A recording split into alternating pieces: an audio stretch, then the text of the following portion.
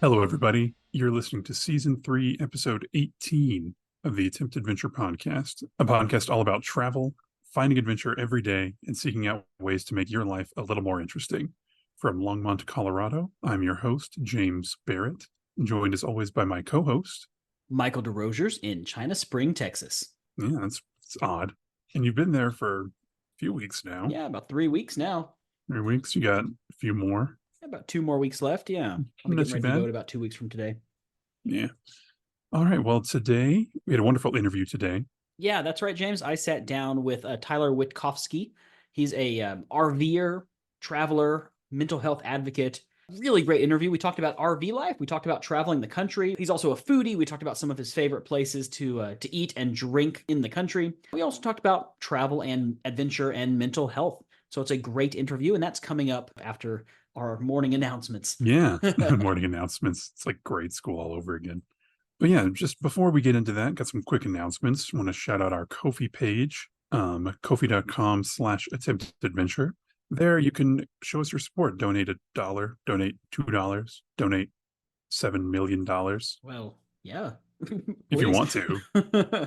We will do this full time. Oh yeah, if We'll make an episode every week. I promise. Yeah. That's just if you just want to show your support for the show. Obviously, don't donate that much money. If you want to donate that much money, don't go through Ko-fi. Just contact us directly. Just let us know. That would be better. They don't need that kind of commission. So that's just to show your support. And beyond that, if you like the show, just let your friends know. Yeah. Tell your dad, tell your partner, tell your dog. I told my sister the other day. She doesn't listen. I was like, hey, do Come you on. like podcasts? She's like, yeah, I do. And I was like, have you listened to mine recently? She's like, well, not recently. That's kind of everyone I know. I'm like, hey, I got this. And they're like, oh, yeah. Michael, you and I are not good at marketing ourselves. I know like my mom listens occasionally. Hi, Mom, if you're listening. But beyond that, I'm pretty sure Kyle listens. He does listen. Kyle. Hey, And Kyle, how my you doing? parents listen, I think. Nice. Hi. People are listening because we've had as many downloads this year as we did in our first 2 seasons combined. And we love you all very much. Yes, we do. Sorry, I am out of it this morning. I am my brain is not That's all right, working James. correctly. But, Michael. Yes. Did you do anything new or adventurous this week? I did, James. Mm-hmm. I didn't know this. I lived here for 4 years in college. I took astronomy class in college, and they never told us about this, but apparently there's an observatory about 45 minutes out of Waco, just outside of Clifton, about 12 miles outside of Clifton, the Myers Observatory. And they had an open house a couple days ago. Beautiful clear sky. Great time of year to do it. This is probably the best time of year to do it because you don't have to be out there like at 1 a.m. to see clear stuff. Oh, yeah, because it gets dark like early. 6, yeah. Yeah, my dad and I went out to the open house at the observatory. They had the telescope set up. I'm going to send you some pictures here. Oh, please do. I mean, it's a legit observatory. Oh, wow. Yeah, it's like a real thing. Yeah, they set it up and the guy was talking about it and talking about, anyone could ask questions. It was all ages, all ages of people. There were probably about 25 people there. He was answering any questions we had about astronomy, and then he would train the telescope on something, and then we could look at it, and we'd all take turns looking through it. We got to see Saturn. You could see the rings and the moons even very, very clearly. Got to see Jupiter. You could see the stripes on Jupiter. It was crazy. We even got to look at the Andromeda Galaxy, which was incredible. And the thing that blows your mind when you look at the Andromeda Galaxy, that's the closest galaxy to us, but that's like 2 million light years away. Oh, yeah. So the light that we're seeing is from 2 million years ago. I have always loved space. Yeah. I'm not good enough at math to do anything with it. Even in my college astronomy course, I'm pretty sure I got a C. Did you watch a bunch of Bill Nye in lab? No. In your college, you got to watch Bill Nye in your lab? Occasionally, not like a lot. No. See, mine was like this. My college astronomy course, this is freshman astronomy. It's one of my science electives. Same. I got there and the lecture part was like, the sun is a star. These are the planets. This is what a galaxy is. And the lab was like, here, set up this software and use it to calculate the future trajectory of Jupiter's moons. And I'm just like, this is a disconnect between the two. And so I got a D in the lab and an A in the lecture, and it just rounded out to a C. And I was like, good enough. They're like, do you want to take the next one? I was like, no, I don't. I've always really liked it. I've always found it very interesting. we can get into this little tangent for a second. I find the idea of the vastness of the universe to be weirdly comforting.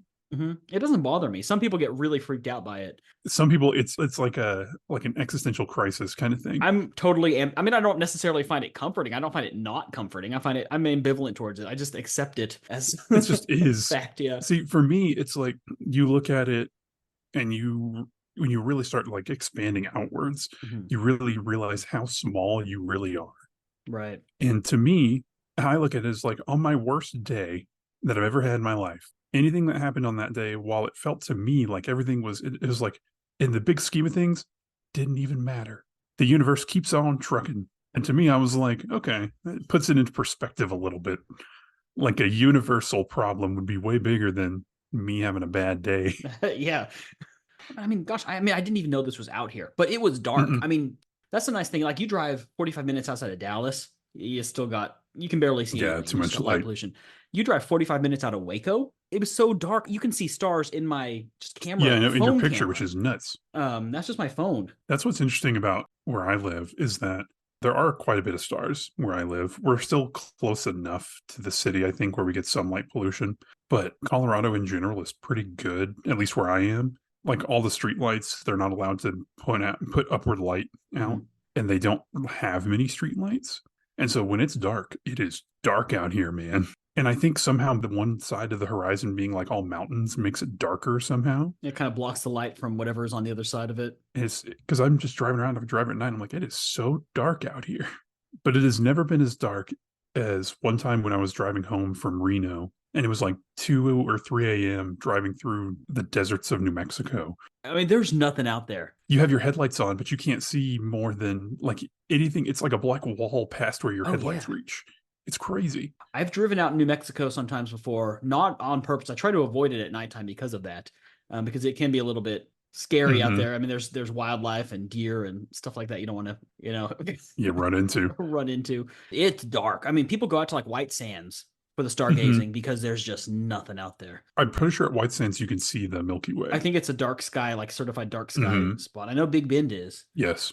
That is really cool. Mine isn't stars. I didn't do any of that, but I did get weirdly into baking this past week. No kidding, I did too. Yeah, like weirdly.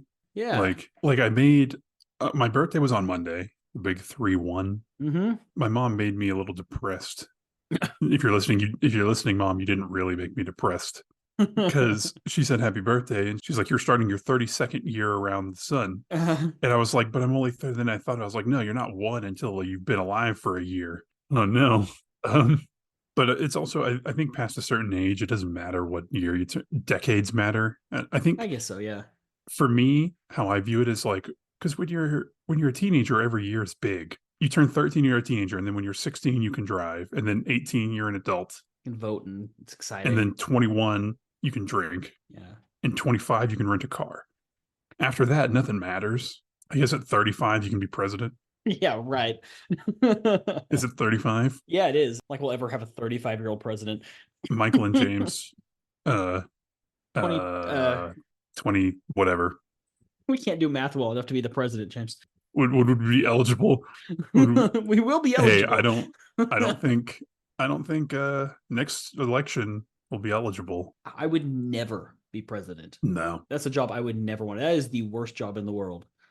We'd be the worst presidents. No, I got weirdly into baking. It was my birthday, and I didn't want a cake or anything. I wanted cookies. I wanted like chocolate chunk cookies. And so I was like, I'm just gonna make them. I've never made like homemade chocolate, and that I can remember anyway. Okay. And so I made like, I'll send you a picture. Yes, please. I went like on a 4-day tangent. Or were you just like hunting down the perfect recipe? I got the recipe. It was more like dialing it in for what I wanted. Okay. So like the first ones I made were good. They were good because I wanted big bakery cookies, like big giant chocolate chip cookies. Made oatmeal chocolate chip cookies. Oh, that's nice. And so, yeah, I was just like went on this weird like obsession for like 4 days straight. That's so weird, James, because that's been my hyperfixation this week too, is cookies. I don't know why. I was like, I want cookies, man. So I made the cookies, and then I wasn't happy with the first batch. And then I was like, okay, let's keep it going. And so like on Saturday when we celebrated my birthday, I made cookies. And then Sunday I didn't. And then Monday, Tuesday, Wednesday, Thursday, I'm pretty sure I made cookies like every day.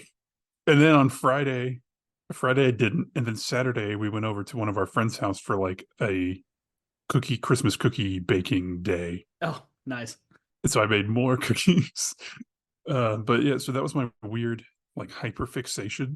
And now I'm like, I like went like all in, and now I miss cooking. Just in general, I'm like, oh man, we got new pans and stuff, and so I'm just like, I'm ready to go. I went a little weird. I was in a mood for something weird, so I made two this week. I made some Earl Grey brown butter, like shortbread with this That lemon sounds frosting. Really good. delicious. They were pretty good. You couldn't really taste the tea though. I was disappointed. It was a recipe I found Mm, online. The second one, which I made last night, are maple bacon cookies. yeah, They were excellent, but I followed the recipe exactly. They were too soft when they came out.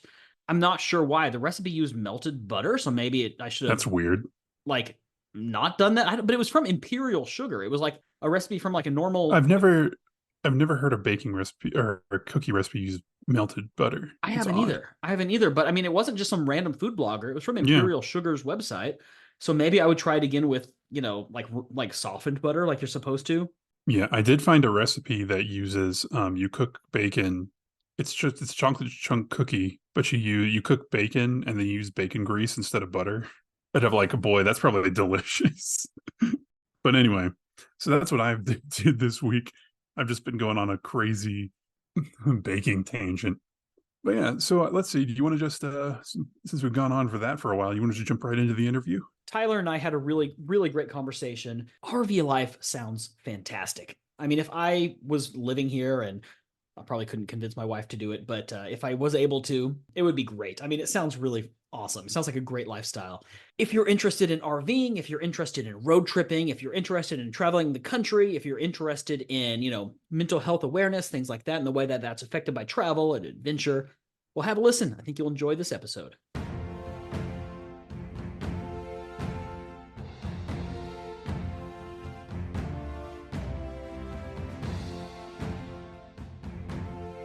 So, Tyler, welcome. Thank you so much for coming on the show and talking to me today.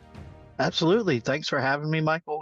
My name is Tyler Wittkofsky. I am one part of the Adventure with Coffee crew, along with my wife, Grace, and our three dogs now. Rocky, we just added our pit, Rocky. We've got a German Shepherd mix Dutch and a German Shepherd mix Bell. So we travel across the United States full time, living in an RV. We sold our house in May of 2023 and have since moved into our RV, our 31-foot Coachman Concord, who we have named Dink after my great grandmother, which is also a great thing for the latest TikTok trend called Dinks, which is dual income, no kids, which is my wife and I, except we have like three kids technically because of the dogs, but Animals are always part of the family, sure. that's right. But yeah, I'm a published author. I own a couple of companies, a independent publishing company, as well as a marketing and communications firm specifically for nonprofits and higher education institutes.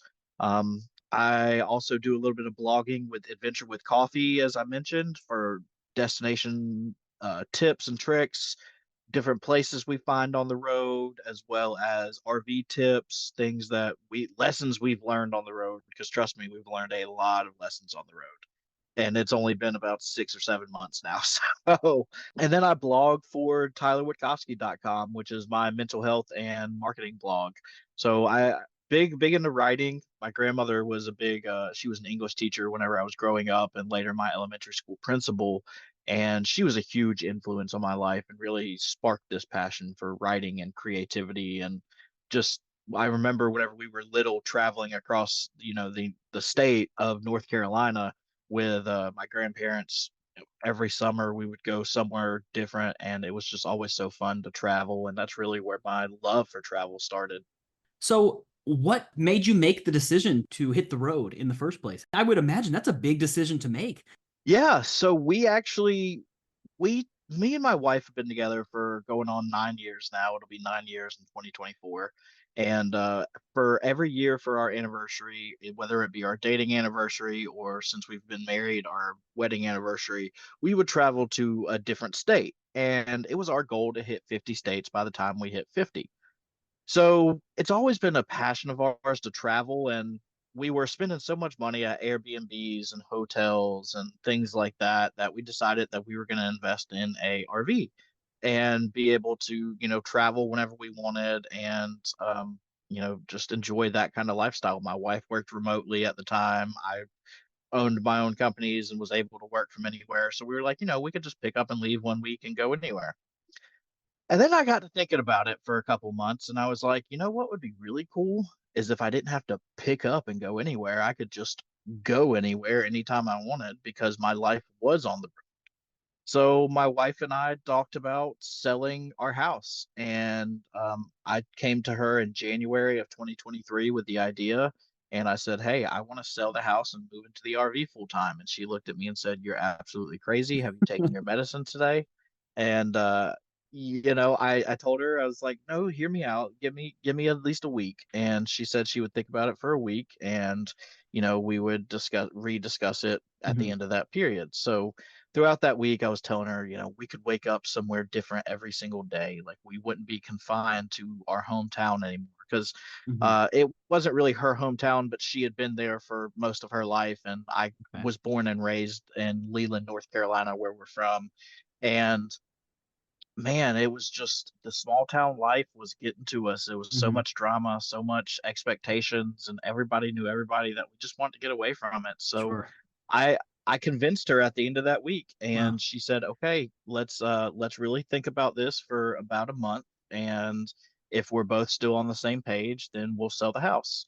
So from the beginning of January to the end of January, we made the decision to sell our house, and we put it on the market in March, sold it by within a week, and we were out by the end of April. That's incredible. So I know you're moving around. Where are you currently? We're at a place called Lake Town Glamping in Lake Walkmall, North Carolina. It's about an hour from Leland. So we want it to stay, especially for the holidays like Thanksgiving, Christmas time, New Year's. We want it to stay around family and be there and let them kind of adjust to us being gone. Because whenever we leave on our trip in 2024, we're going to be gone for about 8 months out of the year. Right. And we won't be back in North Carolina at all until the end of September, early October. So we tried to let them get used to it, but we love Lake Town, man. I tell you, it's gonna be so hard to have to leave because the owner RJ and our neighbors, Amanda, Jimmy, Greg, they're just all and Jay, they're just all really great people. And that's the best thing about the RV lifestyle. And my in-laws actually lived the RV lifestyle for a little bit before my wife and I did it. So that's kind of what inspired the idea. But we've learned that there's just such a community, and you find people that turn into more than friends, and they turn into a extended family. And we've had Thanksgiving parties, and we just had our Christmas party a couple of weeks ago, and we just do all these get-togethers with these people, and it's really been an amazing experience. And where the owner tells us all the time, he's like, "I'm gonna miss you guys when you leave, but you will always have a spot here for every time you come back for Thanksgiving and Christmas," because it's such an important part of our life has been these people, and being able to create these traditions that we're now going to be able to have with people that we never would have known had we not gotten into this lifestyle. Right. Wow. That's awesome. I love that. So how much of it is planned in advance? Like we're going to go here by this day, here by this day. How much of it is spontaneous? Like, you know what? I really want to see, Kentucky this week. Yeah, so we've got a app called RV Life that we paid for and downloaded on our phones, and basically it helps you. It's got like all the campgrounds in the United States, and you can track your trip, and that's what we really use it for, is tracking our trips. So we sat down earlier this year and went and scheduled out our a time for us to, where we wanted to be, when we wanted to be. We knew that we wanted to be in Colorado for my birthday, which is in March. So I've got friends, Kelsey and Lovelady and Caitlin Kaylor, who are my business partners for Tea with Coffee Media, live out in Colorado. So I wanted to go out there and, spend the month in Colorado. So we knew that, and everything else, we just kind of looked at the map and said, "Ooh, it might be fun to go here. Ooh, it might be fun to go here." And started kind of looking for campgrounds in those specific areas and mapping out our trip, and it turned out to this really cool thing. We built a little video that kind of shows our travel across the map and what it's going to look like. And we've really enjoyed being able to explore, these different areas, the campgrounds in these different areas by looking into them and doing the research, because we've been able to find, especially I mentioned earlier, we have a pit bull and some campgrounds don't accept pit bulls. Our RV is a little bit older. It's a 2008. Some of them don't accept RVs that are older than 10 years old. So, we had to do a lot of research because we couldn't just show up to any old campgrounds and, know that they were going to have a place for us. So we've booked out for the first, I think, 4 months of our trip. We've already paid for and booked our spots. And then probably come January, we'll start booking out the rest of our trip and go from there. And, we've already got our 2025 packed out. We're going to be going from down the bottom of the United States up through California and then back around. So we're going to be do a big wide circle like a NASCAR driver. Talking about the campgrounds, those are things that I just wouldn't have ever even considered. The fact that there would be these restrictions on it.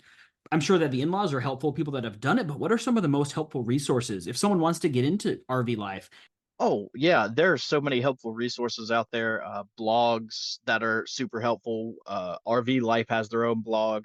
I'm going to shamelessly plug Adventure with Coffee. We've got great resources on the RV life and tips and tricks, but also going on to, Facebook has been huge for us with all these Facebook groups. There are so many Facebook groups for full-time RV living, boondocking, first-time RV livers, part-time for different states. I mean, there's so many different resources out there on Facebook and people with real experiences. I mean, you get some trolls and you get some people who don't take it seriously and are negative, but I mean, you get that wherever you go in life. So we've really relied on the Facebook forums, and then once we get into the campgrounds, we ask the people around us. We have genuine conversations. If we have a question about something that's going on in our RV, we'll go over to our neighbor and say, "Hey, have you ever had this happen? What should we do?" And if they don't know, then we'll go to Facebook. And if they don't know, then we'll call in the professionals. What are some of the biggest surprises you've encountered in the last several months of living in an RV? Yeah, a couple things. They always told me that owning an RV was like owning a boat, in that it's expensive to own. And what I didn't expect was that it was going to be like owning a house. It was going to be very expensive to Oh, own. So, right. it felt like there in the beginning. And it's an older, it's an older rig. Mm-hmm. It's not going to be in perfect condition. And we knew that. And in the beginning, it felt like every time we turned around, something was going wrong. But now we've started making it at our own place. We took out the couch that came with it and bought two little ottomans that fold out into beds so that we can have more space. We've taken out our microwave and we're getting ready to take out our stove top and replace that and make it into more storage space. We really don't even use our stove. We've never used our stove top since we've been in here. We use our Ninja Foodie, which is it's like a 10-in-1 type of deal. So it's got like a bake setting, broil setting, air fryer, all that good stuff. Um, I think the biggest challenge for us was getting used to flat towing.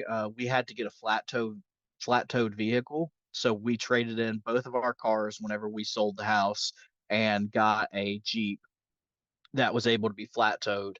And the first extended trip that we took, the Jeep actually came unhooked from the RV partly. So my wife was driving and I had dozed off and she's Tyler, Tyler, Tyler. And I'm like, what? And I look over and I'm looking in the camera because we've got a backup camera that's on all the time. And the Jeep is just slowly going Oh into the other no. Oh my lane. gosh. And yeah. So my grandfather passed away in April. So about a month before we had moved into the RV full time.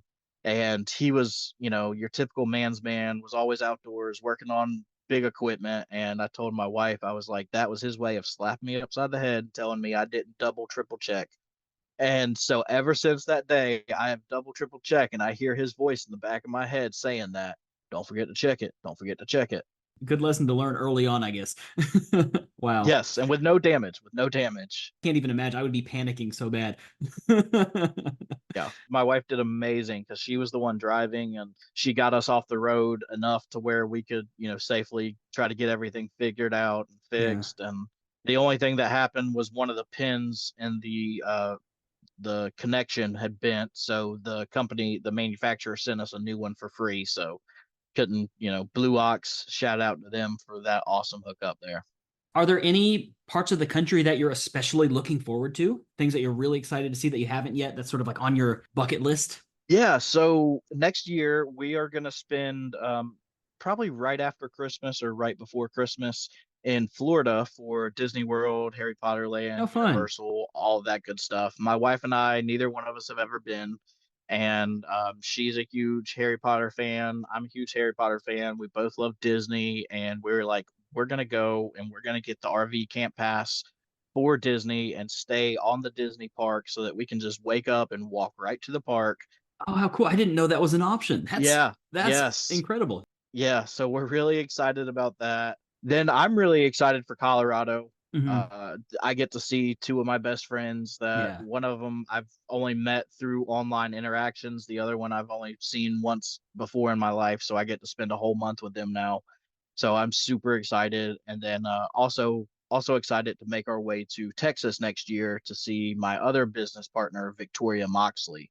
So very excited to be able to see. It's so great to be able to travel across the country. And with Tea with Coffee Media, we have authors across the world, but most of them are in the United States. And I'm making plans that as I'm traveling to go by and stop and see our authors All and, right. just Nice. have dinner with them and get to meet them and bring that personal interaction and help them, set up at events and get things coordinated so that I can be there and teach them different tips and tricks on how I sell at these events. And so it's going to be really fun. I'm excited for it. I love a road trip. I really think that's the best way to see the country. But in your opinion, what are the benefits of driving versus, taking a flight across the country? I think whenever you fly, you kind of like, yeah, the scenery up in the sky is nice and you get a different view, but I don't think you get as good a view as when you're driving, because you can be driving through the mountains and see, all the fauna and flora out there that are just beautiful. But when you're flying, you see the tops of those trees or the tips of those mountains. And to me, that's just not as impressive. And you have to look down Yeah. know, Yeah. it's depending on how high you are, you might not even see anything because all you might see is clouds. So being able to just really experience it, I mean, yeah, it's a little more exhausting at the end of the day because you're the one who's putting in the work driving it instead of just sleeping on the plane. But whenever you've got a great system like my wife and I do, we swap off every couple of hours so that the other one can rest. And it's just so rewarding to be able to see all the beauty that America does have to offer, especially since societally we've gotten so ugly lately. It's nice to see the beautiful side of this beautiful country that we do live in. Do you feel that you have to be quite a flexible person, go with the flow and kind of adapt to challenges as they come? Do you think Oh there's a yeah. certain personality type that really benefits from this?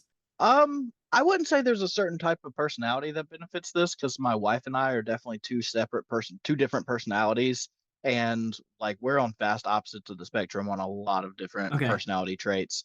And we both love the lifestyle, and we both have our challenges. We both have the things that we do really well, and they complement one another. So, I think having a great partner to be able to compliment you is also a great thing, whether it is your wife or a friend or even your dogs or whatever it may be. Having, not going at it alone is something that I think because you want to be able to enjoy those kind of experiences with people. But the biggest thing for us has been learning learning each other again in such a close space. Because you do have to adapt. There is definitely an adaptability part that you have to adapt to your lifestyle because things do happen and you can't always be prepared for them. And, especially with, an RV like we have, it's a drivable RV, so it's a motorhome. And if we have to have any repairs done, we have to take it to the shop. And if we have to take it to the shop, then we're out of the home for however long it's in the shop. Oh, I didn't even consider that. Yeah. Yeah. So there are definitely some struggles and challenges that you have to consider, but I think anybody can do it. It's just a matter of, preparing yourself and saying, this is what I want to do. I want to take on a new adventure, because that's ultimately what it was for us, was to break the monotony of life and go out there and explore and travel and be one with the world again. Yeah. Well, Tyler, you're also a mental health advocate. How does that relate to travel, or how can that relate to adventure? Yeah, so mental health for me is something I'm very passionate about. And Mhm. traveling has always helped my mental health, because it has helped me to, again, break the monotony and to get away from the things that were holding me back. So whenever I had something to look forward to, a new place, a new destination, it made me so happy whenever I was just living in my house, knowing that, hey, in a couple weeks, me and Gracie, my wife, are going to Tennessee or West Virginia or wherever it may have been. And now I'm so much happier because every day I do get to wake up to a new scenery. A couple weeks ago we were in the mountains. Today we're in the middle of the woods. Tomorrow we could be at, a lake.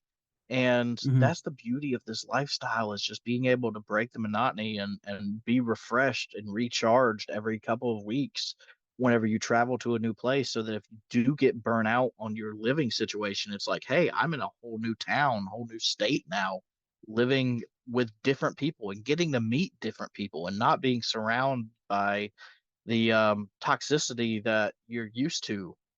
Yeah, I mean, I think there's something so important for humans to just be in nature as well. It really is like replenishing, Yeah, at least for me. And I think for a lot of people, it is. absolutely. Grounding yourself with nature is such a pivotal part of mental health too. Um, just being able to be one with nature and feel at your most, because that's when you're your most vulnerable, is whenever everybody is back at home with earth, is when we're the most vulnerable. So opening up your life and saying, I am here, I am alive, and I do enjoy my life, and just trying to repeat those positive affirmations, it's so much easier when you're just barefoot on the grass, on the beach, on the dirt, whatever it may be. Yeah.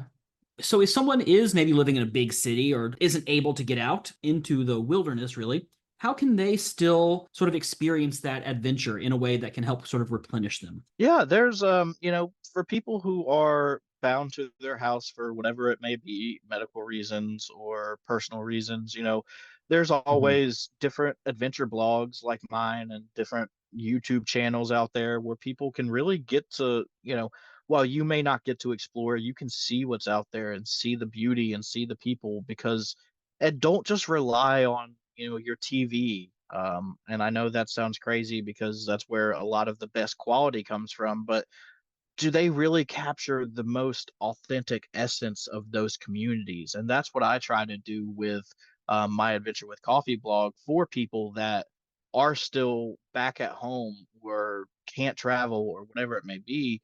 I want to give them an opportunity to see the nooks and crannies of the United States, let them see the culture and the society, and get to talk to people and say, hey, this society is not dying just because of what we see in media and on social media. There are still good people out there who are just quiet. The silent the silent majority is, they're there. We just have to find them and go out. And I want to show people that there's still hope out there, that there's still good in humanity, by exploring these small businesses, these locally run places. Something I'm very passionate about is breweries. And me and my wife both love craft coffee and restaurants. So we try to find small craft breweries and craft coffee shops and food and all this good stuff, and just really bring it to the forefront of people's attention. So, look for authentic blogs, like real people out there doing this and traveling. Join some of these Facebook groups and you see what their experiences are like. And, you may feel like you're missing out, or you may feel like you dodged a bullet, depending on which Facebook group you go to. So, but yeah, but also go into, things like national parks and forest Mhm. and things like that, state lands where you're free to walk around it may be a little bit further and harder for you to get to, but it's worth, taking, if you can, 45 minutes to an hour to drive out of your way to go to some of these nature parks and these places where you can connect with nature. That actually brought up a question I had. I know that in like national forest, for example, or Bureau of Land Management land, you're able to sort of just wild camp there pretty much freely. You may have to register. Are the laws different if you're in an RV, or how does that work? Have you stayed at much like national forest land or anything like that, or do you try to stick to campgrounds with like a water hookup? So we're preparing our RV now so that we can boondock. We're going to spend the first 2 or 3 years campground traveling, and then we're going to go. We're going to try to hit all 50 states in the next 4 or 5 years, and then our next goal is going to be to camp at all of the state parks. So you can dry camp there. Some state parks do have hookups for RVs, but not all of them do. And state parks are actually pretty affordable compared to a lot of campgrounds. They just don't offer a lot of amenities that your campgrounds do. If anything, they're going to offer you water and electricity, and you have to find a place to dump your tank and get your own Wi-Fi and things like that. You were mentioned trying to get to all the states. When you hit Alaska, are you going to try to drive up there, or is that going to be a separate sort of adventure? Are you going to drive through Canada as well? I think so. I think that's our plan, is to Wow. try to Oh, that'll be drive to so cool. Alaska. Yeah, drive through Canada and go to Alaska. Yeah. I want to go back to one thing you mentioned earlier about food. I know that on your website you mentioned that you're quite a foodie and you talked about that. How can food help connect us to the country as well? Oh yeah. You think about how many online internet debates about who has the best barbecue in the United States. I mean, I'm from North Carolina, so of course I'm going to say Mexican style is hands down the Sure. best. I just probably made a lot of your audience upset. I apologize for that. I'm from Texas, but I do have to say I do love pulled pork. I am a pulled Yes, pork guy. yes. It's controversial, I know. And that's the thing, like getting out there, I can say that all day long, but I've never had true, authentic Yeah. Texas brisket or Memphis Yeah. barbecue, or, I'm not going to throw New York into this conversation because, but you know what I'm saying. And then, hot dogs, for example, I'm not a big tomato fan. But I went to Chicago one time and I knew I had to try two things while I was there: Chicago style hot dog and Chicago style pizza. And I got both of them and I loved both of them. I tell you, I did not expect to like the Chicago style hot dog. The pizza, oh my gosh, it's like a pizza cake, like a lasagna cake. Yeah. It's jeez. But that's I mean, that's the thing. You get to explore all these different cuisines and culturally different foods and flavors. I mean, one place I'm really excited to go to for the food is Louisiana. I love spicy food, Cajun food, but I'm so excited. I don't know if you've ever had crawfish or crawdads, but my wife has always been hesitant about eating them because, you pop them off, suck their brains out, and toss them away. Yeah. And she's promised me that when we go to Louisiana, she will try them there because that is where they will taste their best. And I was like, all right, you got a deal. Have you been to any restaurants or craft breweries or craft coffee shops that are worth a trip? Anything that you'd just like to shout out off the top of your head that's worth a trip if you're in the state?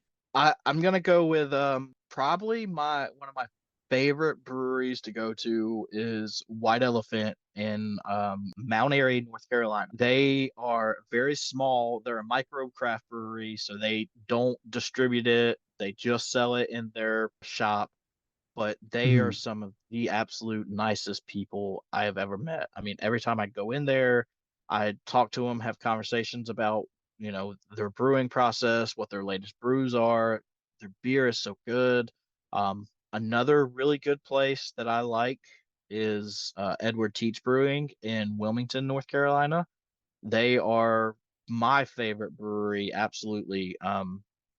They have a beer there called Teach's Peaches that I really like. It's a peach wheat, and it's probably my favorite beer. So those are my two breweries in North Carolina that you got to check out. Sometimes you see online people talking like, oh, the US doesn't have its own cuisine. US doesn't have its own food culture. They, hamburgers and hot dogs and pizza. Part of that is that's American cuisine. And also part of that is every state has its own hamburger, every state has its own, Yeah. pizza. The Chicago pizza is so different from New York pizza, for example. And there's other states that have their own. You just have to look for it. But the best way to see it, again, is probably from the road. Yeah. Oh, yeah. Being able to get out there and, you know, we love chicken and waffles, and probably the best place that Oh, we've man. ever had chicken and waffles was this little place right outside of Charlotte, North Carolina, called the Metro Diner. And it was so good. It was the best. We have been searching for a better chicken and waffles and have not been able to find one in 5 years. Let's talk a little bit about writing as well. So you're an author. Tell me a little bit about your writing. Absolutely. So my first book was a novella called Not Alone. It started off as a challenge from my grandmother to write her a book, and I wrote it in about 2 months and was never meant to be published. It was just meant to go to my grandmother and a couple of friends and family. And it told my story of mental illness and the journey that I went through to get to where I was at that point in my life, the success that I had found.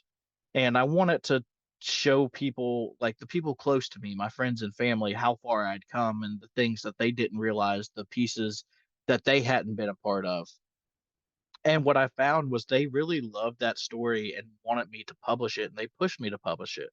And it was a very scary feeling because it was, I was putting myself out there. I was never really open about my mental illness up to that point. I was kind of quiet about it and kept it to myself, didn't really talk about it.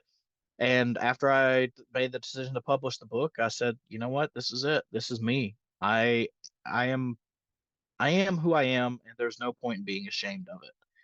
And whenever I published the book, I had so many people coming out to me and telling me how much it meant to them, telling me that the story was so powerful and it made them feel like they weren't alone. And once I started hearing that, my passion for writing was revitalized. And I made it a mission from that point to put some kind of mental health theme into all of my writing. And later, I actually released a poetry collection called Coffee, Alcohol, and Heartbreak, which I wrote between 2012 and 2016, but didn't actually publish until 2020. But it was poetry that I wrote to kind of cope with my mental illness before it was diagnosed, before I was on medicine for it, and during my battle with addiction. And I went through that journey and published that because I had found them actually on my Google Drive and decided I was like, you know what? I'm starting on this publishing journey, so I wanted to help people, and what better way to help people than to show them what was going through my mind whenever I was undiagnosed and going through my hardest times. So I published that collection. I've released several short stories and some anthologies. I've released a romance series. The first book came out in 2021. It was called The Seeds of Love, and it was about a mentally ill young man who fell in love with a girl who lived 4 hours away. So they get into a long distance relationship and wind up. It goes through it's from his point of view. So it shows, a man's point of view of the romance and a romantic relationship and how he deals with his mental illness and his insecurities. Second book for that is set to come out in 2024. I've also just released a Enamored Echoes Book One, Potent, which is a fantasy retelling of A Midsummer Night's Dream by William Shakespeare. Oberon has schizophrenia in that, so it shows that even gods and deities can have mental illnesses and imperfections. And the next one that I am releasing is The Principal's Principles, coming out in March of 2024. It is a story inspired by my grandmother. I mentioned she was an English teacher, but she was also the first first female principal in a very rural county in the late 80s. Wow. Yeah, so this is kind of it's a fictionalized story, but the main character is based on her and, shows how strong she was to overcome the adversity and the bigotry that she had to overcome. So I'm really excited about that book. That's probably one of my favorite pieces besides Not Alone. And of course, we'll put links to all of that in our show notes, all of your books and your website, your blog, everything. Well, Tyler, I know you've mentioned your websites, but just again, where can people find you if they want to follow your adventure, see where you are, learn more about the country as you're exploring, and then and also just to get in touch with you? Yeah, best way to find me is through my link tree, which is linktr.ee/Tyler Wittkofsky. Or I'm Tyler Wittkofsky on all social media that I'm on. I am the only Tyler Wittkofsky in the world. So if there's somebody else out there who is named Tyler It's an Wittkofsky, imposter. yeah, they're an imposter. Um, Right. no, but yeah, Linktree is the best way to find me because that's got links to my website, all of my blogs, all of my businesses, all of my books, my merchandise that you can buy, different ways to support me, and all of my social media. So definitely check me out. And if there's anybody out there who's struggling or needs somebody to talk to, please find me. I am here to talk. I'm here to listen.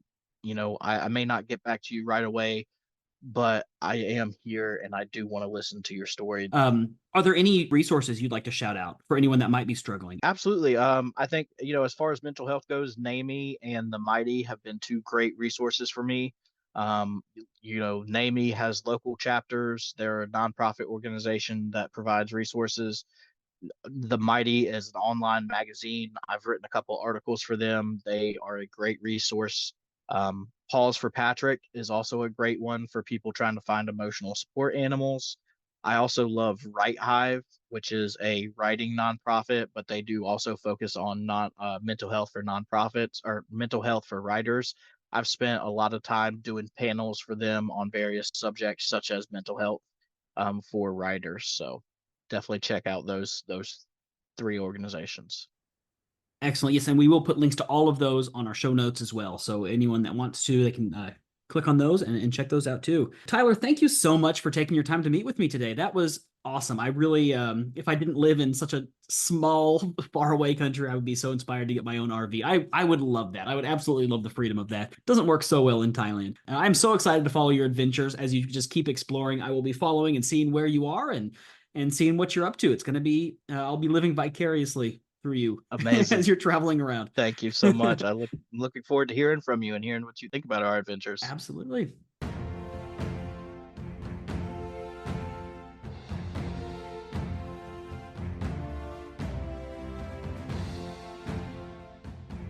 Very nice. Yeah, I think that would be so much fun. Yeah, it's one of those things where, yeah, just in general, it sounds fun. You see like people on YouTube, hmm converting their vans into campers, and it's just, man. I wanted one. Yeah. Like I've looked into, like, when I had a pickup truck, I was looking into how to like build a camper in it. When I have my car now, there's plenty of room, but it's space limited Mhm. for like building anything in it. And so I'm just like, and I want the option. You know what I mean? Like I want to be able to be like, ooh, I want to go camping and just drive. And just go. Right. That's why I was Mhm. liking the idea of those rooftop tents. Because, like, for Yes. me, I'm probably never going to be able to live full time in a camper or anything like that, Right. especially in Thailand. It's not like that's not that big of a country. I can't just, like, It's like you could, but drive. then it's just kind of odd. But one of those rooftop tents would be cool because then I could be able to travel like that. You need a few things for that. A vehicle. I don't have that. Get you a Ford Ranger. Well, Put a yes. rooftop tent. That'd be pretty sick. Honestly, you should do that. I mean, they're expensive, but yeah, I really like the idea. I like Yeah. the idea of it. I like living vicariously through people. As for the mental health stuff, that was awesome. I think Yes. that's something that needs to get talked about more. I have struggled with mental health for my whole life, at least as long as I can remember. And for a long time, like I would use kind of that, like traveling as a tool. And I obviously understand that's a very privileged thing. And that's a very, not everyone can do that, but new experiences in general help me. And so travel is just one new experience after the other. Unless you're like me and you come back to the same place every time. And now I live here. Well, and there's something just to be said about, or I think just for humans and the human spirit, about just being able to get outside and be surrounded by nature. Yes. It's not going to solve everything, I'm sure. Right. I mean, I'm no expert, guys. We're just talking here, just so you know. I mean, if you need an expert, check out the resources in the Yes, show notes. please do. But I'm just saying, as a human, for human natures, there's just something about being surrounded by the forest or just nature, your favorite biome in general, replenishes you, Yes. I know for me, it's all of them really. Like, it's hard because I have this debate in my head sometimes. Obviously, I live near the mountains. Yes.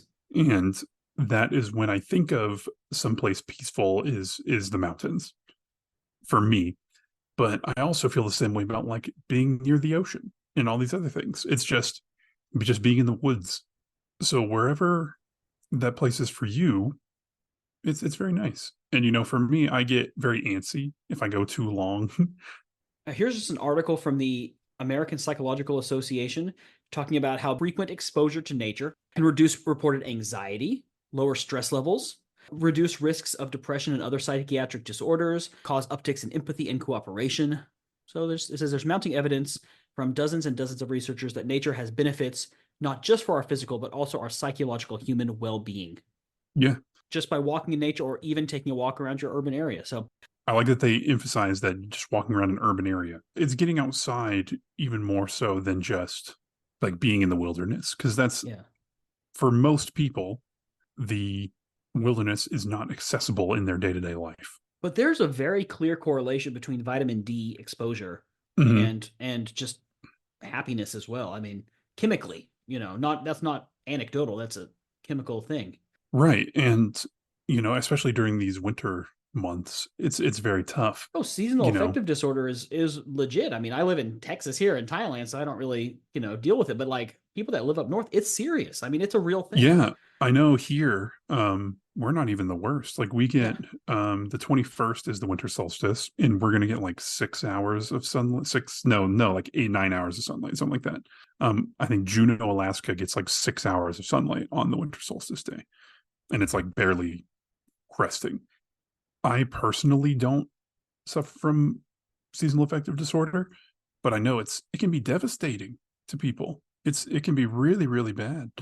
And getting vitamin D, obviously you live in Thailand, there's plenty of vitamin D, except for during monsoons, I guess.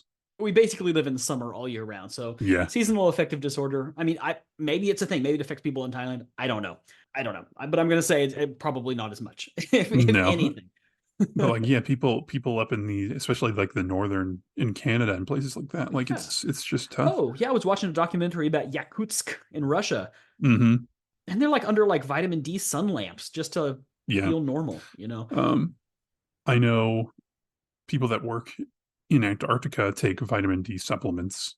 I think at the end of the day, the biggest thing is to be mindful of your mental health, and do things that help you. Obviously, it's kind of become I don't want to say joke, but people are just like, oh, you're depressed, just go for a walk. And I'm like, that doesn't fix everything, but it can be part of helping. It certainly doesn't hurt. Right. Yeah. For me, and this is at least for me coming from a place of experience, and I understand that that's not an easy thing to do if you're feeling depressed. It's not easy to just get out and go for a walk. It's not. But sometimes the effort is worth it. And if you are feeling that way, please check out the resources that we will link in the show notes. And don't be embarrassed or afraid to get help. And I think that's why that's why we think it's such a good thing to force ourselves to try new things. I mean, there's weeks where we don't want to do something new.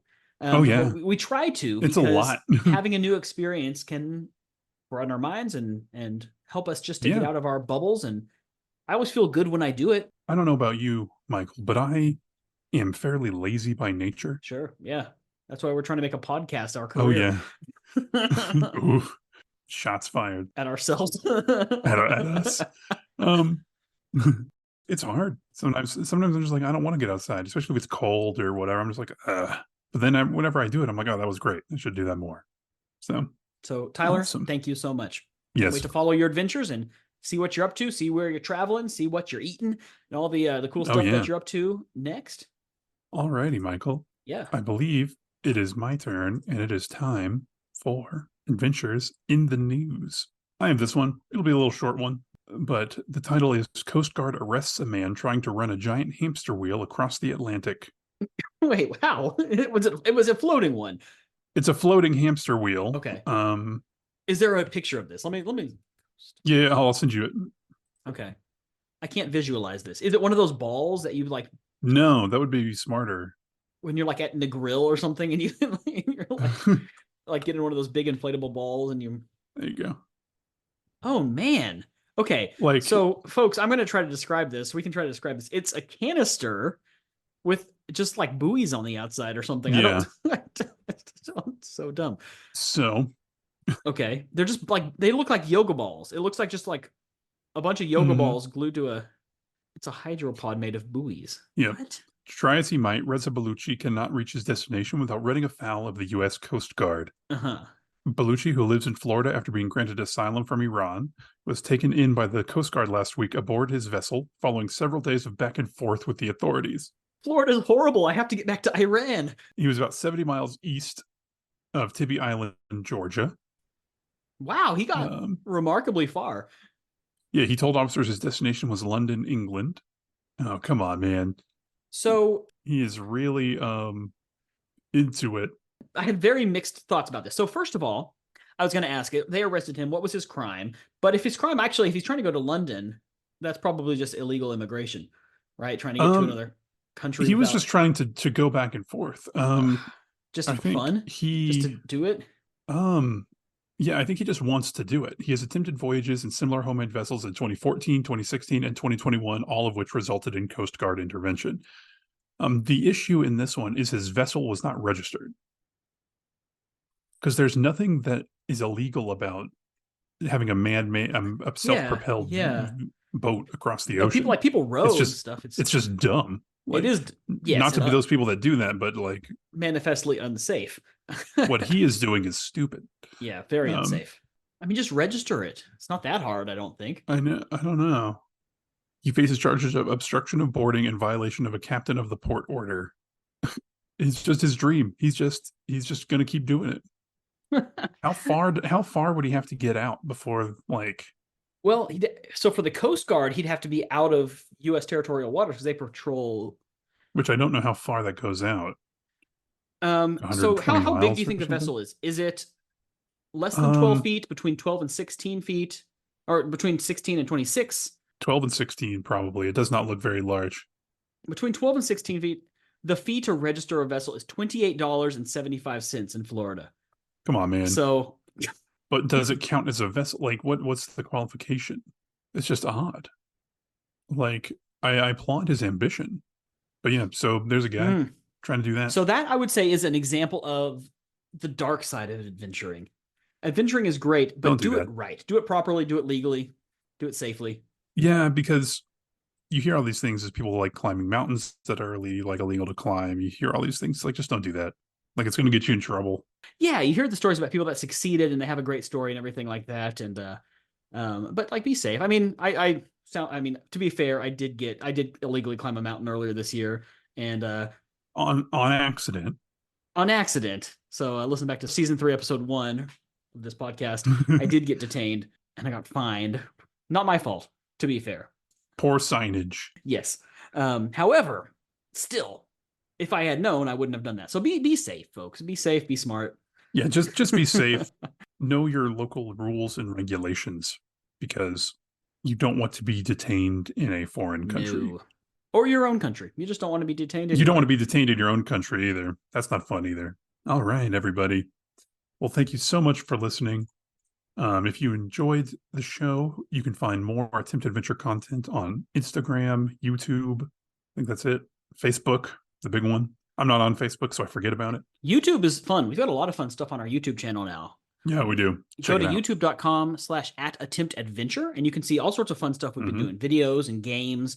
We had a really fun bonus video last week. If you guys want to see us messing around with AI and creating some brand new gadgets, head on over. Yeah. It was a hoot. Some new videos, some really old videos, all that good stuff. Yeah, and if you like the show, please leave us a review. 5 stars if you're feeling generous, but again, honesty over flattery. Kind of. Maybe. For the most part. Thanks again, everybody, for listening, and until next time, keep adventuring.